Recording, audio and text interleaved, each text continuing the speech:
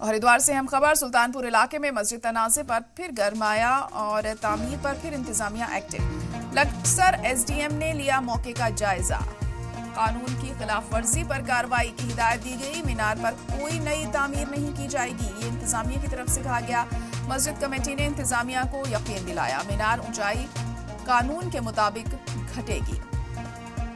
हरिद्वार में मस्जिद तनाज़ा फिर सुर्खियों में है। उत्तराखंड के हरिद्वार जिले के सुल्तानपुर इलाके में वाक़े मस्जिद में दोबारा तामीरी काम शुरू होने की जानकारी मिलने पर इंतजामिया और पुलिस मौके पर पहुंच गई। लक्सर एसडीएम अनिल शुक्ला और एरिया ऑफिसर ने मौके का मुआयना कर जायजा लिया। इस पर रोक लगी हुई है, उसके बावजूद भी यहाँ पर निर्माण कार्य जारी हो रहा है। कमेटी के जो चेयरमैन हैं, अध्यक्ष हैं, इनके साथ जो है मौका मुआयना भी किया गया। इनके द्वारा बताया भी गया कि जो है यहाँ पर जो लोग बैठते हैं उनको जो है कुछ चुभता है, क्योंकि इसकी जो फर्श है, फ्लोर है, उसकी अभी जो है रबिंग नहीं हुई है।